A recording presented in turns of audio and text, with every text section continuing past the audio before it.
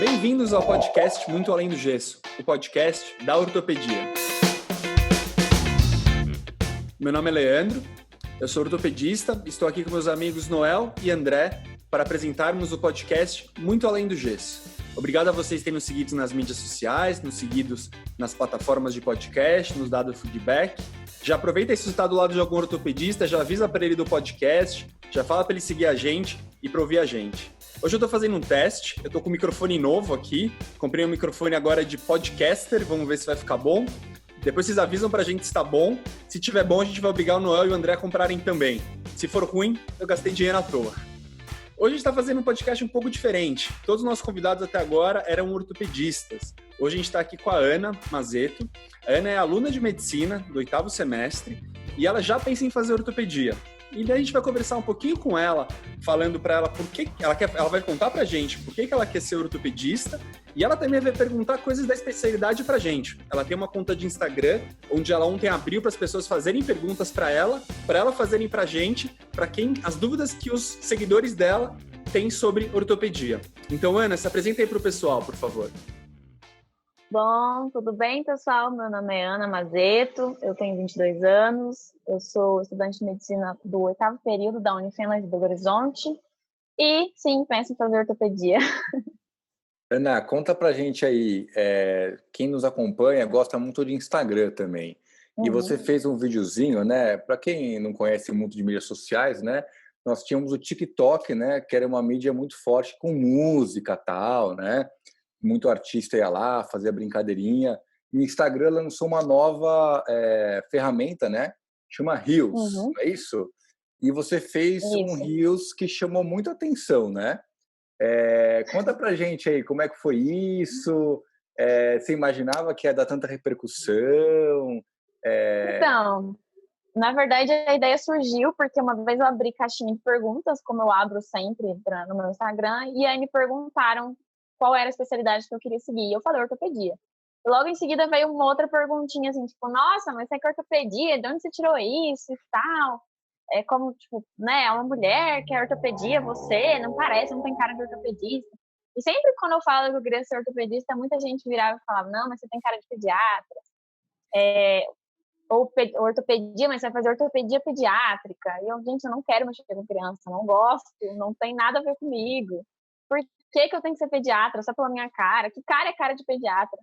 E aí eu decidi fazer o Reels, assim, de brincadeira mesmo. Falei, vou ver. Porque eu já escutei tanto pela minha vida, eu vou colocar lá pra ver o que dá, ver se muita gente se identifica. E assim, não imaginava que ia ter repercussão que deu, né? Até foi repost em Instagram de ortopedia, que eu fiquei muito honrada, assim. Mas não imaginava mesmo, mas foi algo que partiu, assim, de tanto escutar esse tipo de coisa, eu decidi postar, sabe? Inclusive, já ouvi isso de médicos ortopedistas também, quando eu falei que queria ser ortopedista. Não, mas você não tem cara. Não, vai fazer dermato, olha a sua cara. Gente, que cara é cara de dermato também. Então foi assim que surgiu a ideia, sabe? Mas não imaginava que ia ser assim, do jeito que foi. Mas infelizmente os ortopedistas têm muita gente, tem esse estigma, né? As pessoas, esses estereótipos das especialidades, né? Então, a pediatra é a menina mais cuidadosa, assim, e o ortopedista é o cara grande, burro, né? Acho que grande a gente espero que a gente não seja grosso. Muito burro, né? Grosso, né? Grosso. Mas a verdade é que tem mudado muito a especialidade, né? A gente vê nessa brincadeira, eu e o André, a gente tem por volta de 15 anos de formado já, e quando a gente fazia residência, na minha turma de residência tinha uma colega residente ortopedista e era mais ou menos uma mulher por ano, mas nos últimos 10 anos a gente tem visto, felizmente, um crescimento muito grande, assim, tem turmas lá no nosso serviço que tem 3, 4 mulheres e realmente, felizmente, as mulheres têm ganhado muito espaço na ortopedia, então isso, com certeza, é uma grande besteira, mas é triste ver que nós estamos em pleno 2020 e tem gente que tem esse pensamento ainda, né? Verdade. O que é engraçado, Ana, que agora, no dia que a gente está gravando, está com quase 27 mil visualizações desse videozinho aqui do Reels, né? E é engraçado que o quanto que as mulheres ficam realmente impressionadas com esse preconceito, né? Que ainda existe, né? Não tem jeito, é inegável, né? E até um dia desses eu postei um negócio, acho que foi até no Facebook, acho que eu não usava essa mídia há tanto tempo. E aí uma pessoa me perguntou, que acho que foi o dia LGBT, né? E aí eu postei que o hospital tinha feito uma homenagem, alguma coisa assim. Aí uma pessoa perguntou, pô, mas o que vocês fazem pelas mulheres na medicina, né? Aí eu respondi assim, olha, as mulheres na medicina já são maioria. Já há mais mulheres hoje em dia na faculdade de medicina do que homens. Então, realmente, esse movimento, lógico que ele é justificável, mas acho que nem deveria existir, porque elas já são maioria, entendeu?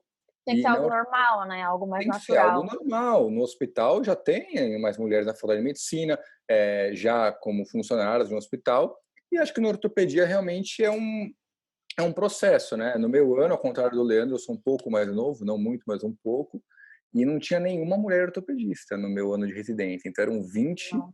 homens lá trabalhando na R1, na R2, R3, e não tinha nenhuma mulher. Não sei se, talvez pela escola, a Santa Casa tinha menos. O André, na escola tinha mais mulheres? Não sei porque eu tenho essa impressão, ou não. Não, no meu ano tinha, nos anos subsequentes também, mas uma coisa que me chama muito a atenção, se a gente for pensar em gerações, né? Algumas gerações antes da minha já tinham ótimas ortopedistas, muitas mulheres.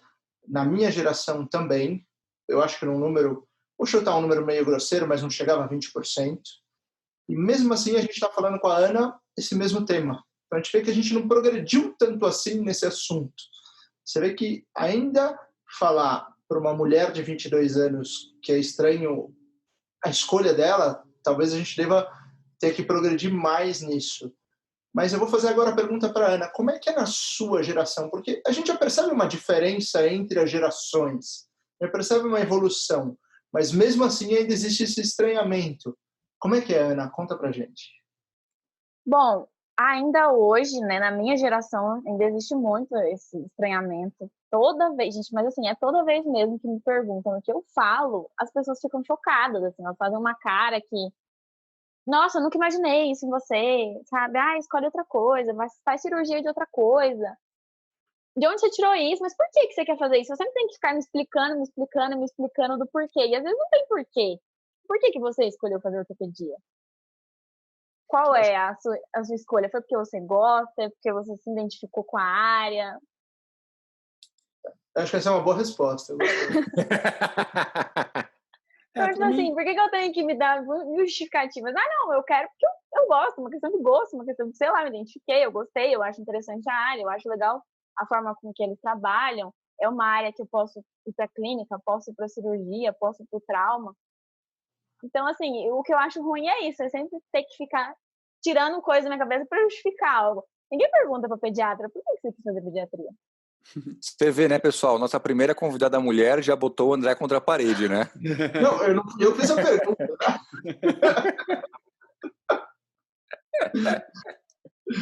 Justo. Então, existe sim, o preconceito ainda na minha geração ainda existe muito, com certeza. Existia muito mais antes, né? Antigamente, nossa, eu acho que devia ser muito pior, mas hoje em dia ainda existe.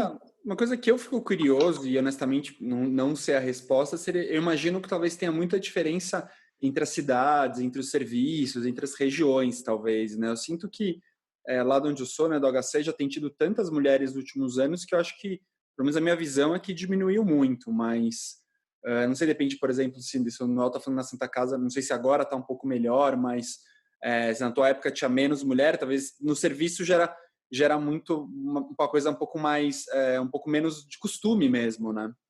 Tem um acaso também, né? Tipo, Sim. meu ano não tinha nenhuma, mas, sei lá, a primeira presidente da SBOT, que é a Patrícia Fux, é de lá. Então, é uma coisa que, não sei, né? Não sei se o acaso pode justificar isso, ou realmente exemplos, hábitos, não sei. Mas, por outro lado, também algumas Como outras... é que era?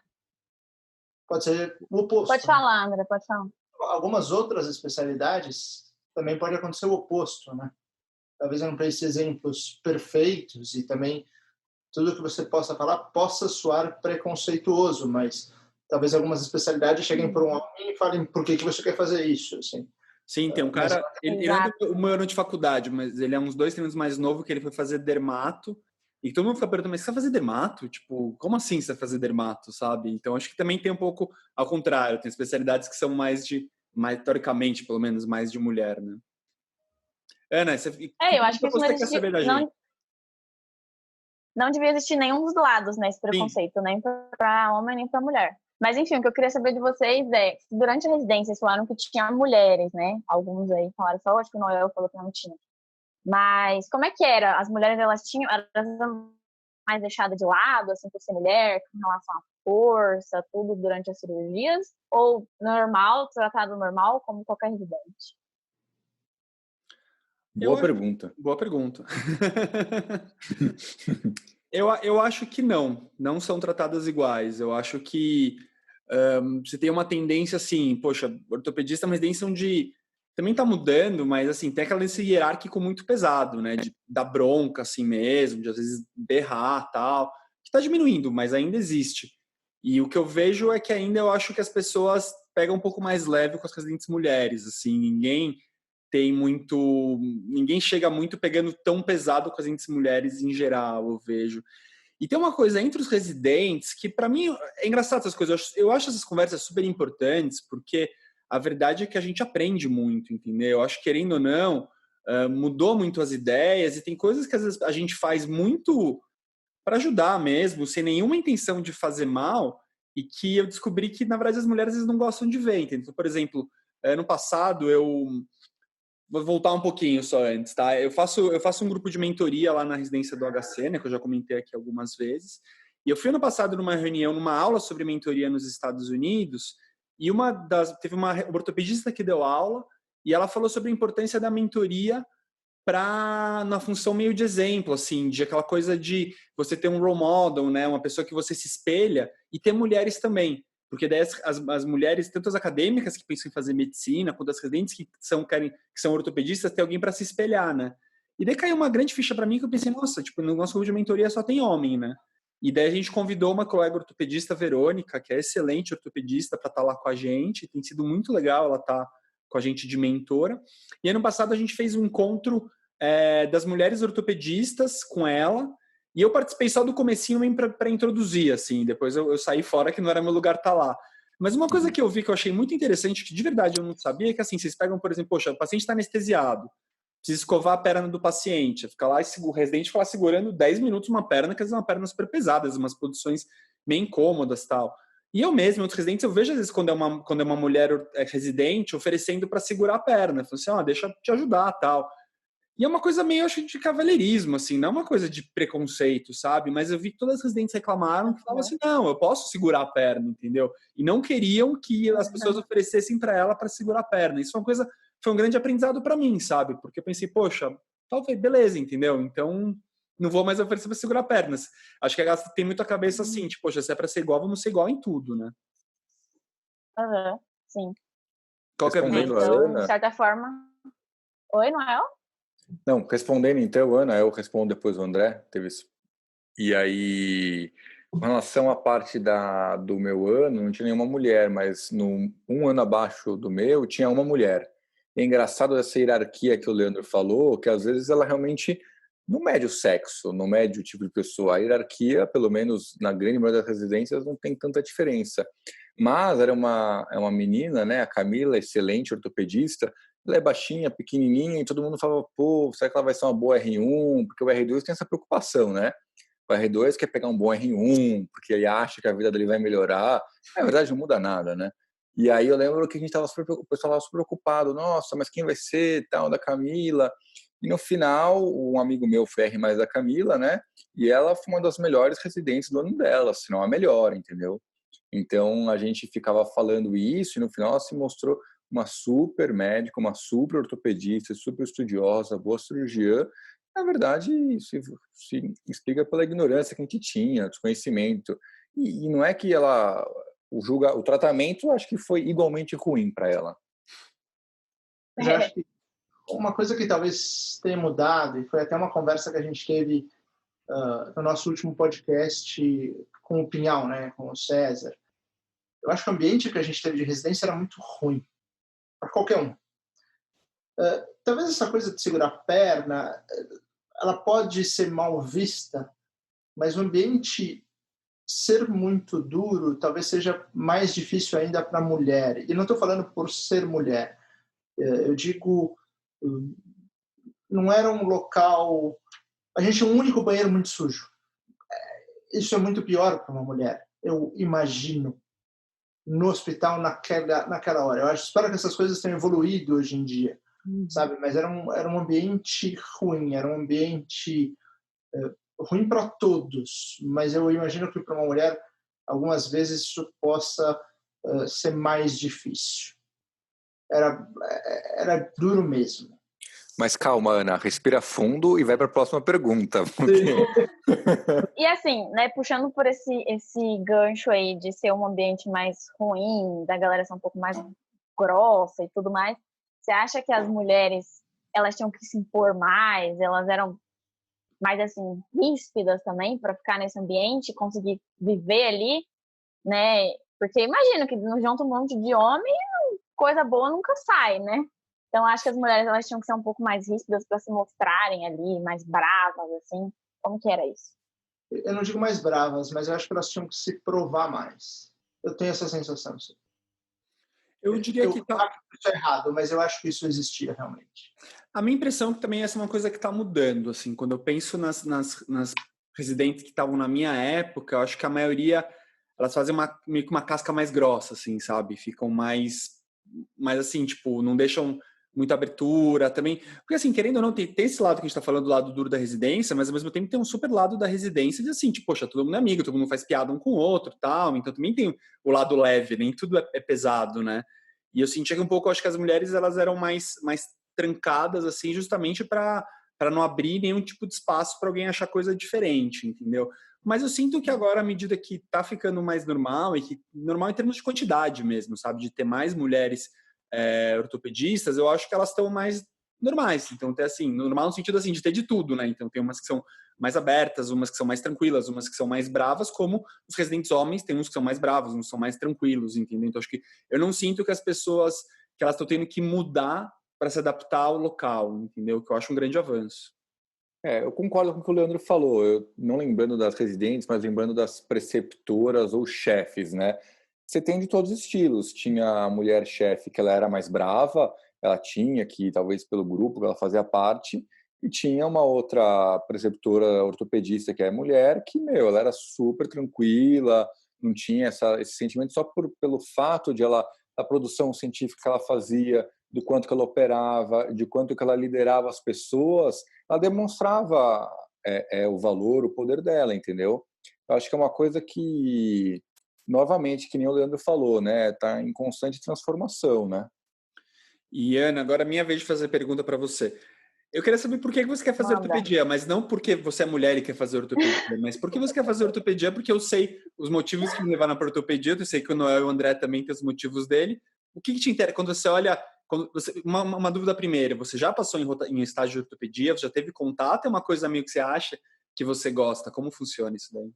Então, primeiro, minha mãe, ela é fisioterapeuta e ela sempre gostou muito da área ortopédica. Então, acho que já veio isso um pouco dela sempre falar e tudo, mostrar, e lesões, enfim, para mim. Eu sempre vivi isso durante a infância.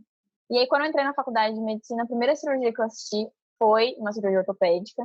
E eu olhei e tipo, nossa, que massa isso, eu quero fazer isso na minha vida. O que era a cirurgia? Era cirurgia de mão, era mão, legal. Era uma fratura. E eu falei, nossa, que legal esse negócio, eu gostei desse negócio. Mas eu pensei assim, não, deve ser só porque é a primeira, né? Calma, tô muito deslumbrada, calor deslumbrada. Vamos ver outras coisas. Aí eu pensei durante a faculdade em outras coisas que eu via, aí vi cirurgia de oftalmo, eu falei, não quero isso não, ficar operando lá, aquela coisa muito, né? Tô operando o olho, que gastura, nossa, mexer com o olho das pessoas, não. Também já descartei, aí pensei, geral, mas geral eu ia fazer o quê? Eu teria que pensar uma sub, não quero isso. Então, assim, algumas coisas que eu fui vendo na faculdade, eu fui pensando, eu gostei, assim, das coisas da ortopedia, mas o que eu bati um martelo mesmo, até ano passado eu ainda estava na dúvida se eu ia fazer otorrino ou se eu ia fazer ortopedia, nada a ver uma coisa com a outra, sei. Mas foi quando eu fui assistir umas cirurgias no hospital lá de BH, que é só de ortopedia. E eu vi, assim, primeiro que eu vi um joelho aberto, eu falei, gente, que legal esse negócio, o cara tá batendo no joelho com martelo. Eu quero fazer isso pra minha vida. Eu fiquei deslumbrada. Aí ele me explicou várias coisas da cirurgia, enfim. Depois daquilo, eu falei assim, não, eu tenho certeza que é isso que eu quero. Eu vi várias cirurgias durante esse dia que eu fiquei lá, era tipo várias salas de cirurgia, com cirurgia de coluna, de mão, de joelho. Eu falei, gente, é isso. Tipo, não tem outra coisa. E fui conversei bastante com o ortopedista, perguntar como que era a rotina, o que eu poderia fazer dentro da área. Enfim, e aí eu decidi. Falei, é o que eu quero. Que legal, Ana. Agora eu tenho uma pergunta para você. Hoje em dia, na verdade, você é uma produtora de conteúdo que é estudante de medicina, né? É um grupo que está crescendo muito, né? Estão se unindo, eles fazem várias correntes, né? E é engraçado que quando você postou o seu Reels lá no Instagram, até teve gente que comentou assim, nossa, você é a primeira mulher dona de Instagram de medicina, né? Esse negócio que quer fazer ortopedia, né? Porque normalmente o pessoal que aí pode ser ignorância ou preconceito meu, né? As produtoras de conteúdo que normalmente estão aí no Insta, não sei se elas talvez falam mais de estética, falam mais de beleza, e aí vai para um ramo mais de dermato, vai para um ramo mais disso. Você acha que tem alguma coisa a ver? Como é que você vê isso? Então, tem um pouco de tudo, na verdade, né? Tem muita gente que fala de dermato, muita mesmo. Acho que já tá bem saturado no mercado ali do Instagram, da galera que quer fazer dermato. Acho que muito por esse lado da maquiagem, que já vai ensinar maquiagem, vai ensinar produto de pele, enfim, já leva para dermato. Mas tem a galera da cirurgia também, mas de ortopedia mesmo, eu nunca vi. Né? Uma menina criadora de conteúdo no Instagram que fala sobre ortopedia. Já vi ortopedistas já formadas que falam, mas assim, universitária que está ali mostrando sua rotina de universitária e falar que é ortopedia, eu também nunca vi, não. E como é que é essa carreira de produtora de conteúdo e estudante de medicina? Dá tempo para os dois? Então, A gente quer aproveitar, né? Você vai entrevistar a gente, mas a gente também quer entrevistar você. Claro. Então, na verdade, começou como uma brincadeira, assim. Eu segui algumas meninas já que falavam sobre isso, falavam sobre sua rotina, postava vídeo no YouTube. Falei, cara, minha vida é tão normal, a minha vida também é assim, é corrida, eu também tenho vários perrengues da faculdade, eu vou começar a mostrar pra galera que medicina também não é mil maravilhas, assim, né? Muita gente fala, você faz medicina, e acha que a faculdade é super de boa, 100% tranquila, todos os momentos são bons.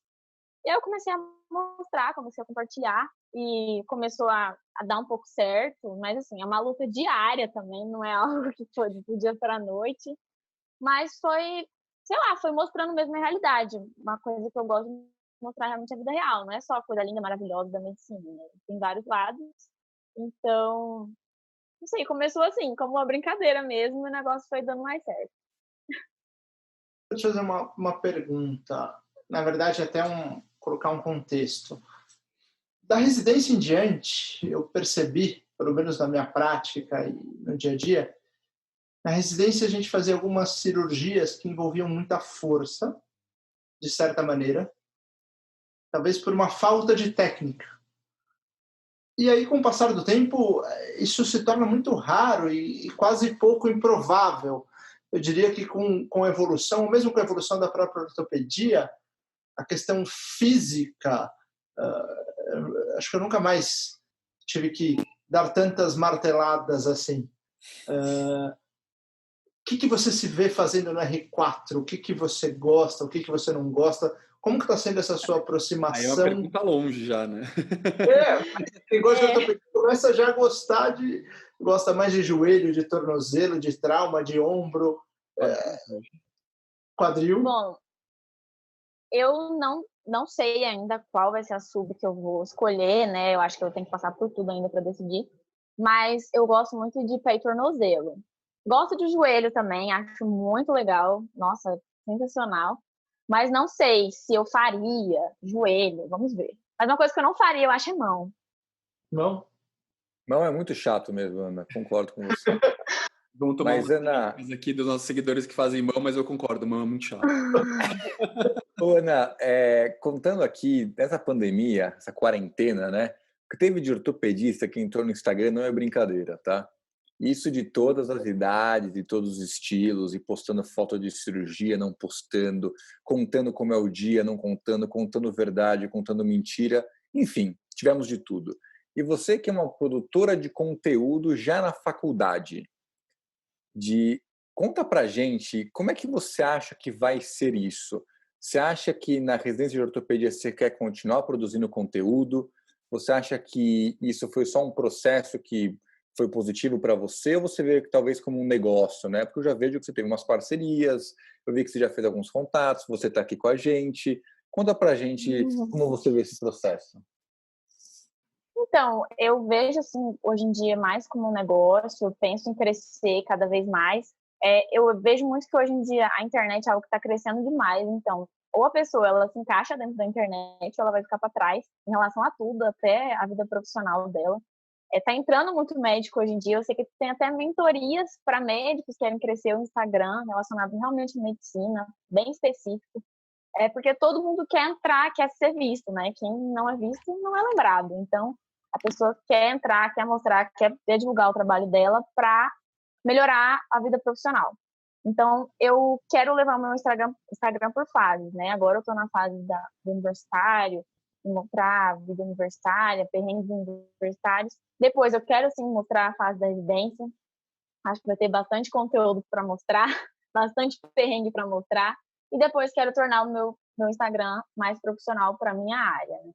Então, acho que vai seguir pelas fases da minha vida e meu público também, acho que vai seguir por isso, pelas fases. Eu tenho uma pergunta nesse sentido. Eu vi até aliás, foi um podcast de um cara que eu acho que é muito inteligente, que fala muito bem, que é o Álvaro Chocair, que ele tem aquele Instagram, o Além da Facul, que antigamente era o Além da GV. E ele falava que as faculdades, que talvez fossem os grandes produtores de conteúdo, mal existiam no Instagram ou em redes sociais. Então, ele falava muito sobre a GV, mas o reitor da GV não tinha uma conta no Instagram e a própria GV não produzia nada. E eu quero fazer uma pergunta, aonde que, eu vou colocar você como representante, tá? Mas onde que essa geração que está na faculdade, aonde que ela vê o conteúdo? Quem são os benchmarks, quem são as faculdades, quem são os produtores que vocês curtem pensando na ortopedia? Tem alguém? Bom, tem alguns ortopedistas, mas você fala assim no sentido meu, o que eu vejo, Sim, o que a maioria da galera da minha idade vê. Sim, exato, porque a gente percebe que existe um mundo digital que algumas gerações, e aí eu vou me incluir nessa, começaram a explorar depois da sua, talvez. Começaram a entender num momento mais tardio. Por exemplo, alguns Instagrams ou redes sociais de faculdades, no fundo, não tem conteúdo nenhum. Eles mostram uma fotinha de um evento e acabou. Então, isso gera uma oportunidade muito grande para que se gere conteúdo mesmo de verdade. Quem que você segue? Quem que você fala isso aqui é legal? Quem que te dá um material relacionado com ortopedia? Conta pra gente como é que é essa visão aí de quem está na faculdade, quem está vendo esse conteúdo sendo gerado e que pode ser muito importante.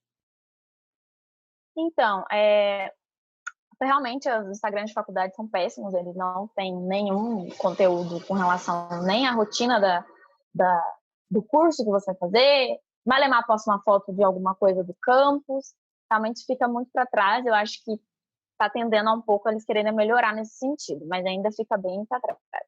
Com relação a perfis, né, IGs aí que eu sigo, que eu gosto, que falem sobre ortopedia, o que eu acho muito legal, muito interessante, são aqueles que tentam mostrar realmente a rotina do médico, né? Como é que é? Porque às vezes a gente pensa assim, eu quero ser ortopedista, mas você não sabe muito bem qual é a rotina do médico, o que ele pode fazer, o que ele não pode fazer, qual hora ele pode seguir, o que ele não pode seguir. Então, eu acho legal quando mostra realmente a rotina do médico para você entender o que é. É igual estudante de medicina, eu quero fazer medicina, mas nem sabe como que é a rotina, então mostrar a rotina, mostrar como é, o que você pode e o que você não pode fazer também é legal. E o que eu acho também bem legal, que daí já sempre leva para um público mais leigo, é quando eles, né, a galera da ortopedia fala sobre coisas muito corriqueiras. Inclusive, eu estava conversando com um ortopedista lá de BH, e ele tinha postado um post sobre joelho, por que estala o joelho? E aí ele fez um videozinho e contou porque que é uma coisa muito corriqueira das pessoas. As pessoas querem entender o que acontece, se é normal, meu Deus, eu tenho que procurar um médico por causa disso. Então, são coisas que eu acho legal, assim, de abordar e que eu vejo que muita gente gosta, né? Então, tem vários, né? São vários médicos que estão nessa área, nesse ramo. Eu fiquei com curiosidade agora, eu vou fazer uma pergunta rápida, depois você já emenda uma pergunta para a gente, que a gente está fazendo mais pergunta do que eu achei que a gente ia fazer. Mas eu fiquei curioso com uma coisa que você falou agora, que eu nunca tinha pensado nisso. Realmente as faculdades mostram muito pouco sobre as rotinas do dia a dia delas, como os alunos veem. Então, e você estava contando para a gente aqui antes da gente começar a gravar, que você está estudando em BH agora e você nunca tinha ido para BH antes. Na hora que você foi escolher a faculdade, você deu uma olhada no Instagram de alunos da faculdade para ver como é que era? Isso é uma coisa que, honestamente, eu nunca tinha pensado. Quando eu prestei vestibular, não tinha Instagram ainda. Achei interessante isso. Então, na verdade, eu tinha uma conhecida no cursinho que ela tinha começado a fazer a Unifenas um semestre antes de mim. Então, já vi, às vezes, no Instagram dela a rotina de como é que era. Sabia que a faculdade, que a Unifenas era uma faculdade, né, com um nome muito bom. Fiz umas pesquisas na internet mesmo, mas nada relacionado a Instagram, a pessoas que eu conhecia. A única pessoa que eu conhecia que fazia Unifenas era ela, então o que eu vi era pelo Instagram dela. E Instagram da faculdade, hoje em dia que tá um pouquinho maior, mas antes também não tinha nada demais. Mas foi assim, pesquisa de, vou dar uma olhada nesse vestibular aqui, ver se a faculdade é boa, ver se tem um nome muito bom, como é que é a galera, essa pontuação do MEC. E através dessa conhecida. Também via no Instagram dela, mas... E agora a sua pergunta pra gente. Tá, vamos lá. Eu vou fazer umas perguntinhas aqui da galera lá do Instagram. Eu deixei a caixinha de perguntas. Perguntei quais eram as dúvidas sobre a área de ortopedia que elas queriam fazer. Teve uma que eu achei muito boa. Deixa eu achar ela aqui agora. A menina perguntou, ela falou assim: quero ortopedia e já participo de várias cirurgias, mas tenho medo de tanta exposição a raio-x. E como é que é isso para vocês? A radiação realmente tem exposição? Quais são os cuidados que tem que tomar? Falar para ela que a gente também tem medo, viu? Não é só ela que tem medo. Eu, pelo menos, tenho. Então, o que a gente tenta fazer é usar o colete de chumbo, né? A gente usa o chumbo, né, durante a cirurgia. Tem um protetor de tireoide também, que a gente usa. Mas aí agora tem a meia-culpa de cada um. Eu já operei com o André, já operei com o Leandro, então já sei que nem em todo momento somos perfeitos em relação a isso. Eu não consigo usar o de protetor de tireoide, porque me incomoda muito, atrapalha operando, mas eu sempre, quando for usar a escopia, desde o R1, eu uso chumbo. Mas eu tenho vários amigos que não usam. Eu uso bastante, eu uso inclusive tireoide. Uma dica que eu dou para as pessoas, e que eu tive um problema com isso que eu já vou contar, é que tem umas empresas que têm uns coletes de chumbos um pouco mais leves, então são mais confortáveis, e daí também tem tamanho, então se é maior, se é menor, você tem uns tamanhos adequados. O que eu fiz foi uma coisa meio errada, eu trouxe dos Estados Unidos na mala, e eu fui pego na alfândega. Essa foi uma história bem que ruim. peso! Não, na alfândega passou o protetor de chumbo, o cara falou, mas tem uma coisa de chumbo aí? Daí passou, veio a Anvisa, e daí eu descobri que você não pode trazer de fora, eu não sabia. Também mas eles ficaram com o seu colete? Ficaram o meu colete. Leandro, tem um amigo em comum, não vou falar quem é aqui, que até pediu para um outro amigo trazer uma parte do colete de chumbo dele, e eu nunca vi o cara usando esse colete de chumbo, entendeu? Mas alguém trouxe parte do colete de chumbo dele na mala. Nunca vi o cara usando. Eu sou azarado. Mas tem empresas no Brasil que vendem também, importadas e nacionais, então isso é uma boa dica para as pessoas se protegerem. Tem que ser cachês com isso, sim. Mas o risco existe. Fala, André, conhece esse cara? Não, nunca usou o colete de chumbo.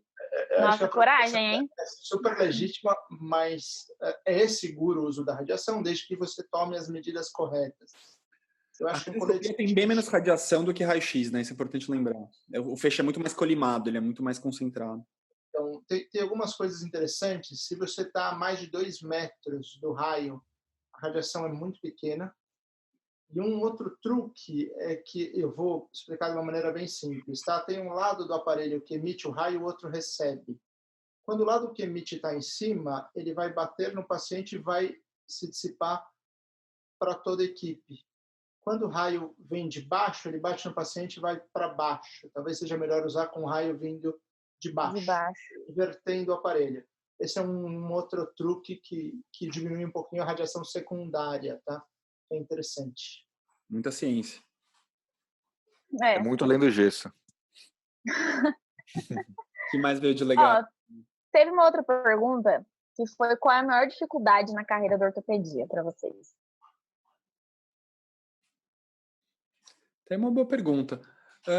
Eu acho que a maior dificuldade da carreira da ortopedia não é da ortopedia em si, mas acho que da carreira médica, no fundo, que é conciliar a vida pessoal com carreira, com tudo. Eu acho que isso é uma coisa que a gente está sempre brigando, né? E, tipo, tem que ser um esforço muito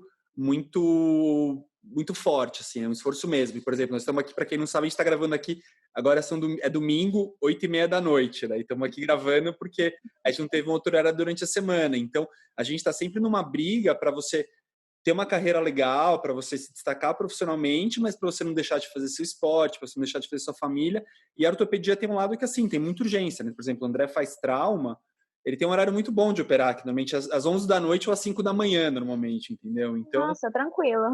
tranquilo. Então, a gente vai... eu acho que essa é uma dificuldade maior. E a ortopedia, como tem muita urgência, acho que é maior ainda. O que vocês acham? A ortopedia tem um mercado muito grande. Eu acho que a prevalência de queixas ortopédicas é muito grande, mas também o número de ortopedistas é muito grande. Eu acho que para que você se destaque, talvez não seja só no campo acadêmico, evolução, eu acho que você tem que se destacar em várias áreas. E uma que eu acho muito interessante não é a superexposição, mas você saber conversar da maneira adequada, você saber se expressar é um dos grandes diferenciais. Então, eu acho que uma coisa que você já está fazendo é muito importante para levar para a carreira depois. Uma coisa que, refletindo agora no que o André falou, quando a gente é residente ou estudante de medicina, né, você acha que você está no 6º ano, você vai entrar na residência, passou de fase, né? Passei de fase, acabou, tira o burrinho da sombra, aí você entra na residência, aquela porrada, né, no R1. Aí você chega no R3, vai prestar a prova da SBOT, vai para R4, termina o R4, você fala, não, agora ganhei, né? Agora acabou, agora, putz, se eu para a praia final de semana, vou operar de segunda e terça, consultório particular quarta, quinta e sexta, e zerei esse jogo. Mas, na verdade, não é isso, entendeu? E talvez isso acontecia, sei lá, há 40 anos atrás, há 30 anos atrás.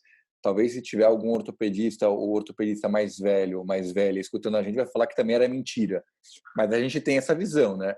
De que, sei lá, há 30 anos atrás era assim. Eu te garanto de que hoje em dia não é assim.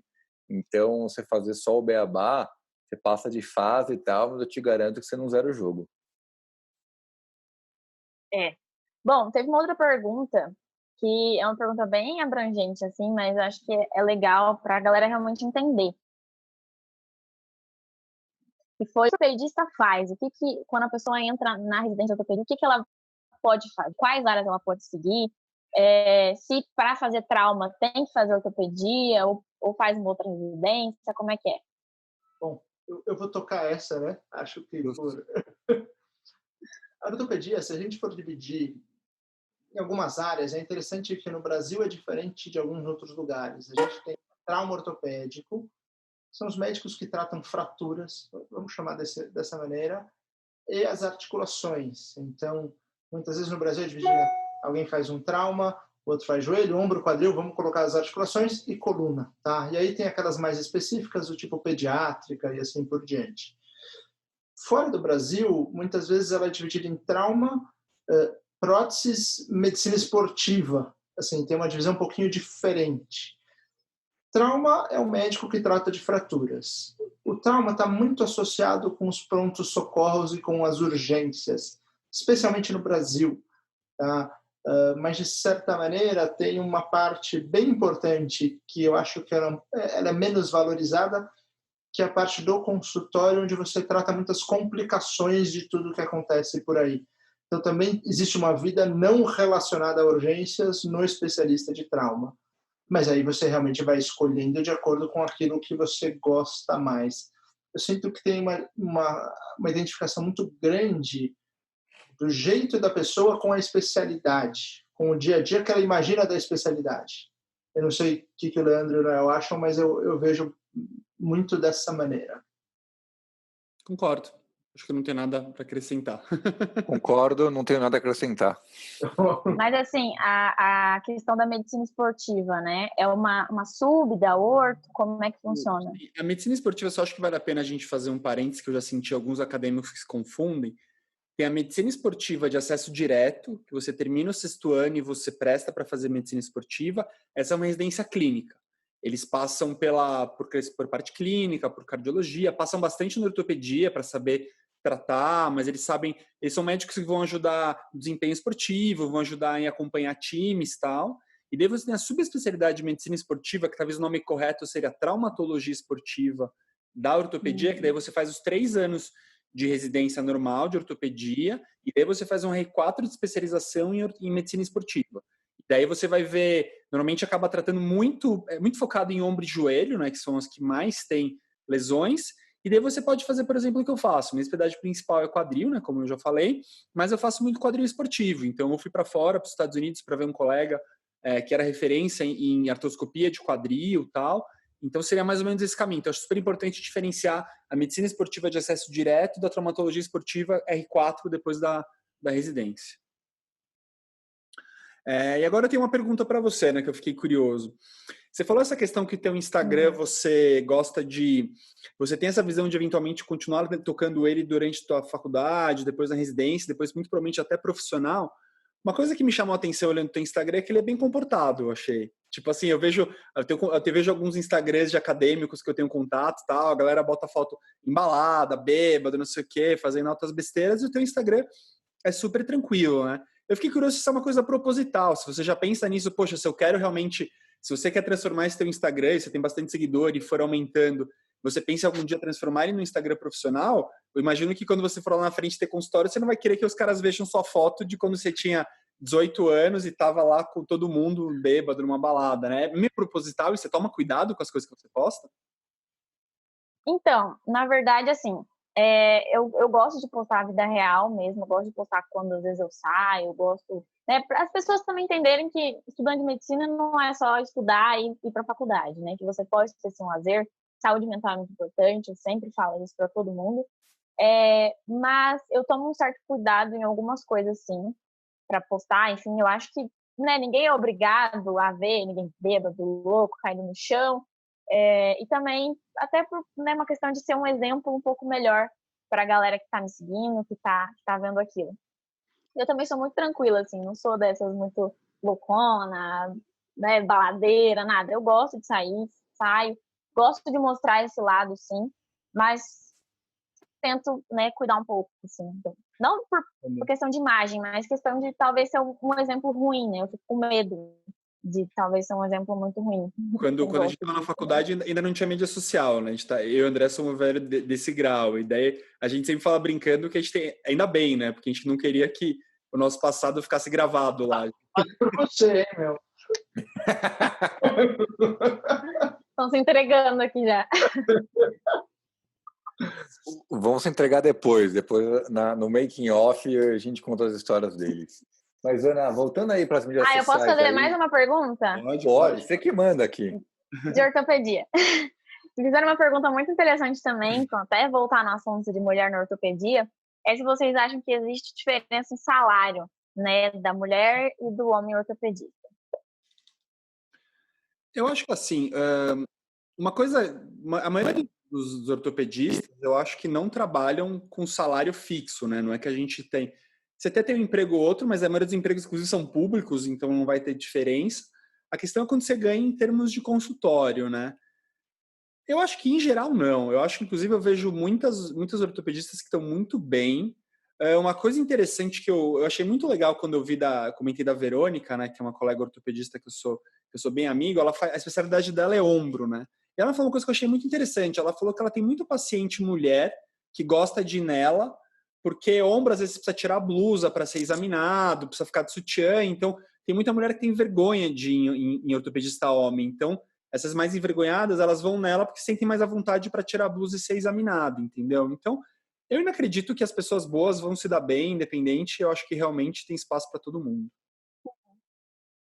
Eu diria que não. Eu diria que não mesmo. Porque o modelo que a gente é remunerado, ou por um emprego fixo, ou outro, ele não cabe esse tipo de mudança. Eu acho até que pode ser, não é explorado, mas eu acho que talvez uma ortopedista mulher ela possa ter esse enfoque para alguns públicos específicos. Eu acho que até pode ser um mercado interessante se a gente pensar que vou chutar esse número, tá? Mas eu diria que Mais de 80% dos ortopedistas são homens, sem medo de errar. Acho que mais de 90%. Eu vi um dado, né, nessa aula que eu vi ano passado, pelo menos o dado americano, a especialidade que menos tinha mulher em termos de porcentagem era ortopedia, menos que neurocirurgia e que urologia, que eu acharia que seriam, que ortopedia teria mais. Isso, pelo menos nos Estados Unidos, é isso. Então, realmente é muito baixo ainda. Eu imagino que deve estar mudando bastante aqui no Brasil, como a gente falou, já deve estar um pouco melhor, mas tradicionalmente realmente é muito masculino. Ana, tentando responder a sua pergunta, eu acho que eu não sei. Eu não sei te responder. Por quê? Porque eu acho que a gente tem uma amostra viciada daqui. A gente não sabe em outras cidades do Brasil como é visto isso. Verdade. Eu vejo que, por exemplo, eu tenho uma amiga minha que ela é ortopedista, excelente, eu opero junto com ela tal, e ela já me comentou alguns casos de que ela teve problemas pelo fato de ser mulher. Eu não sei se em outros estados isso é pior, não sei se em outros estados isso seja melhor. Então, acho que só o tempo dirá, entendeu? Acho que a gente tem que avaliar cada caso individualmente. Então, não sei. Ok. Então, gente, acho que o papo está excelente. Era muito gostoso conversar com você. Você é muito simpática. Tenho certeza que vai ser uma grande médica. Espero que realmente uma grande ortopedista, porque a gente vê muita gente acaba mudando de especialidade no final, né? Então, espero que você não mude. Espero que você seja ortopedista. Então, aqui eu vou abrir só para você encerrar. Se quiser falar alguma coisa, alguma pergunta que a gente não fez para você, se queria falar, pode falar. Se quiser deixar teu contato de Instagram, teu canal de YouTube, fica à vontade. Eu queria agradecer, né, pelo convite. Fiquei muito honrada.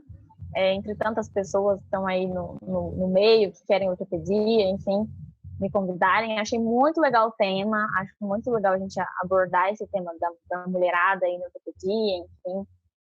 Foi muito legal também, tirei algumas dúvidas com vocês, agradeço. E é isso, eu queria deixar o meu contato no Instagram, que é @anamazeto, para quem quiser ir lá dar uma olhada. Tem vários posts legais, lancei 2 e-books aí para quem quer fazer medicina, quem está estudando. Estamos aí na luta diária e vamos ver, né? Se Deus quiser vai dar tudo certo, eu vou ser colega de profissão de vocês no futuro. Com certeza, tenho certeza disso. Então, obrigado a vocês que estão nos ouvindo ou nos vendo no YouTube. Se você ainda não segue, não esqueça de seguir a gente. Não esqueça de seguir a Ana também no Instagram e no YouTube. Avise para aquele amigo do lado que não conhece o Instagram, que não conhece, desculpa, o nosso podcast, para falar para ele como é bom. E vemos vocês no próximo episódio. Um grande abraço.